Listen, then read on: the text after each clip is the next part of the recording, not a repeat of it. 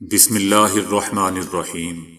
السلام علیکم دوستو، آگے بڑھنے سے پہلے اگر ہو سکے تو لائک اور سبسکرائب کا بٹن ضرور دبا لیں، شکریہ۔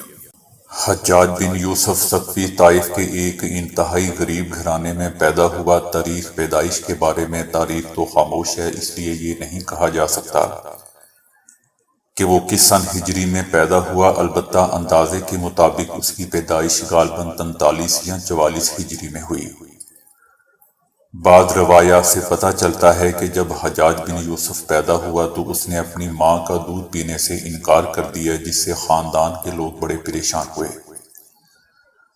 اور دودھ پلانے کے لیے ہر جتن استعمال کر لیا، لیکن یکسر ناکام رہے۔ آخر کار کسی دانا نے یہ تجویز دی کہ اگر اسے 3 دن تک اسے بھیڑ کا خون پلایا جائے تو چوتھے دن اپنی ماں کا دودھ پینا شروع کر دے گا۔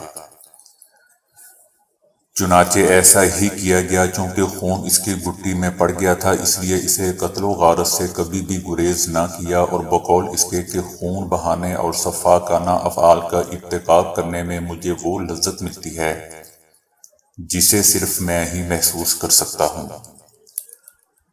اس کے والد کا نام یوسف تھا، چونکہ گزر و معاش کے لیے سنگ برداری اور معماری کا کام کیا کرتے تھے۔ حجاج بن یوسف کی والدہ، جو کہ قبیلہ بنو ثقیف سے تعلق رکھتی تھی، اور اس کے والد یوسف کے نکاح میں آنے سے پہلے ایک ثقفی امیر زادہ صغیر بن شعبہ کی مطلقہ تھی، اور یہ وہی رئیس زادہ ہے جسے حضرت مئی معاویہ رضی اللہ تعالی عنہ نے اپنے دور میں کوفہ کا گورنر مقرر کیا تھا، اور جس نے کوفہ کے سرکش لوگوں کو اپنی چالاکی اور عیاری سے اپنے قابو میں کر لیا تھا، اور انہیں حضرت امیر معاویہ رضی اللہ تعالی عنہ کا فرما بردار بنا دیا تھا، کیونکہ کوفہ ان دونوں خارجیوں کا بہت بڑا گڑھ تھا اور آئے دن شورشیں ببا کرنا ان کا وتیرہ بن چکا تھا۔ حجاج بن یوسف ثقفی کے بچپن کے حالات کا کہیں بھی کوئی ذکر نہیں ملتا، اور نہ ہی تاریخ سے یہ پتہ چلتا ہے کہ اس نے تعلیم کہاں سے حاصل کی اور کن مدرسوں میں وہ پڑھتا رہا۔ البتہ جوانی کے دور میں وہ طائف کے اندر چھوٹے سے مدرسے کا مدرس مقرر ہوا تھا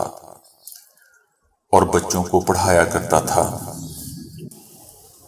جن دنوں خلیفہ عبد المالک بن مروان نے شام کی امارت سنبھالی تو ان دنوں دمشق علوم و فنون کی طرف مائل ہو چکا تھا، اور یہاں کئی ایک مدارس کھل چکے تھے، اور عرب کے دوسرے علاقوں سے لوگ دمشق کی جانب کھینچے چلے جاتے تھے۔ اس کے علاوہ امویوں کو اپنے استحکام کے لیے اور مضبوطی کے لیے فوجی بھرتی درکار تھی، اور ہر آنے والے مضبوط اعصاب کے جوانوں کو فوج میں بھرتی کی دعوت عام تھی۔ انہی دنوں حجاج بن یوسف نے بھی اپنی قسمت آزمائی کی اور بہتر روزگار کی تلاش میں اپنی ماں کے اکسانے پر طائف سے دمشق آیا، اور یہاں کسی مدرسے میں درس کا پیشہ حاصل کرنے کے لیے تگ-و-دو میں مصروف ہو گیا۔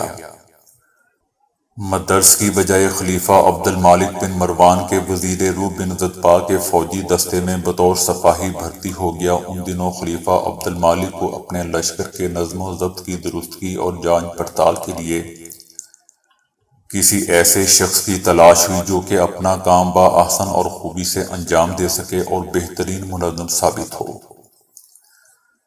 ایک روز خلیفہ عبد المالک نے اپنے اسی وزیر سے شکایتی لہجے میں کہا کہ تم لوگ میرے اچھے وزیر اور مشیر ہو کہ نہ تو فوج کا نظم و نسق درست کر سکے اور نہ ہی کوئی ایسا شخص ڈھونڈ سکے جو کہ فوج کا نظم و نسق نہ صرف درست کر سکے بلکہ سلطنت کے استحکام کے لیے انتھک محنت اور کوشش کر سکے، تاکہ روز روز کی شورشوں اور بغاوتوں سے نجات مل سکے۔ اس نے جواب دیا کہ ابھی حال ہی میں میرے لشکر میں ایک ایسا سپاہی بھرتی ہوا ہے جس کی صلاحیتیں دیکھ کر مجھے اندازہ ہوتا ہے کہ اگر لشکر کا نظم و نسق اس کے سپرد کر دیا جائے تو وہ یقیناً لشکر کے نظم و ضبط کو درست کر دے گا۔ اور پھر اس نے حجاج بن یوسف کا نام لیا۔ خلیفہ عبد المالک بن مروان نے اسے حکم دیا کہ اس جوان کو فوراً حاضر کرو، لہذا اس نے حجاج بن یوسف کو فوری طور پر طلب کر لیا کہ اسے خلیفہ عبد المالک یاد کر رہے ہیں۔ جب حجاج بن یوسف خلیفہ کے سامنے پیش ہوا تو خلیفہ عبد المالک نے اس کو اپنی گہری نظروں سے جانچا اور پھر پسندیدگی کا اظہار کرتے ہوئے فوج کا نظم و نسق فوری طور پر اس جوان کے سپرد کر دیا، اور حجاج بن یوسف کو یوں حکم دیا کہ جیسے ہی ہماری سواری روانہ ہوا کرے تو ساری فوج کو کوچ کرنا چاہیے۔ حجاج بن یوسف نے کہا کہ امیر المومنین کے حکم کی تعمیل ہوگی۔ اس طرح دوستو حجاج بن یوسف ایک معمولی سپاہی سے ترقی کر کے فوج کا منتظم بن گیا، جو کہ اپنی نوعیت کا منفرد اور سب سے بہترین عہدہ تھا۔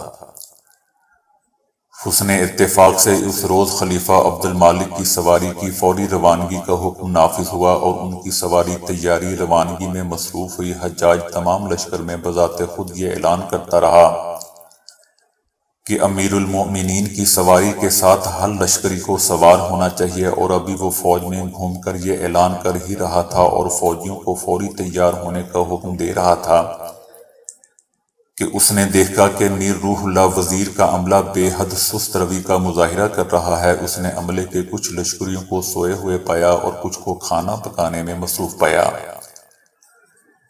تو اس دوران حجاج بن یوسف گرجدار آواز میں بولا، تم ابھی تک سوار نہیں ہوئے، حالانکہ امیر المومنین کی سواری روانہ ہونے کے لیے تیار ہے۔ چونکہ وہ پہلے ہی ایک سپاہی تھا اور اسی حیثیت سے ان کا ساتھی رہ چکا تھا، اس لیے سپاہیوں نے اس کا مذاق اڑاتے ہوئے کہا کہ تم نے کیا ٹرٹر لگا رکھی ہے، آؤ ہمارے ساتھ کھانا کھاؤ۔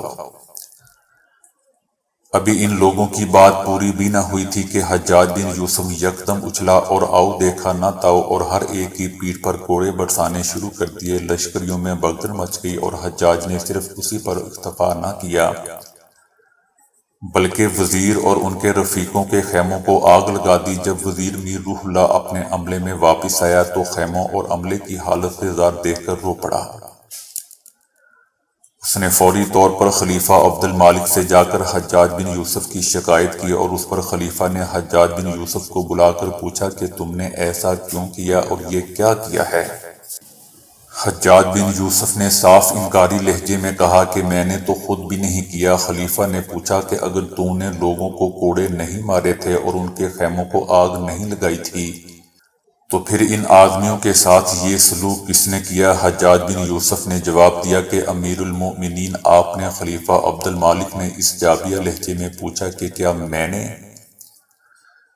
حجاج بن یوسف نے کہا کہ جی ہاں آپ نے۔ خلیفہ عبد المالک نے پوچھا کہ وہ کس طرح؟ حجاج بن یوسف نے جواب دیا کہ میری کیا مجال تھی کہ میں ایسا کرتا، لیکن یہ جو کچھ ہوا صرف آپ کے حکم سے ہی ہوا ہے، اور میرا کوڑا اب میرا کوڑا نہیں ہے بلکہ یہ اب آپ کا کوڑا ہے، اور اس طرح اب میرا ہاتھ میرا نہیں ہے بلکہ امیر المومنین کا ہاتھ ہے۔ خلیفہ عبد المالک فرط مسرت سے اچھل پڑے اور کہا کہ باخدا مجھے اسی قسم کے آدمی کی ضرورت تھی۔ اس کے بعد حجاج بن یوسف دن بدن ترقی کرتا چلا گیا اور بالآخر ایک روز خلیفہ عبد المالک کی فوج کا سپہ سالار اعلیٰ مقرر ہوا۔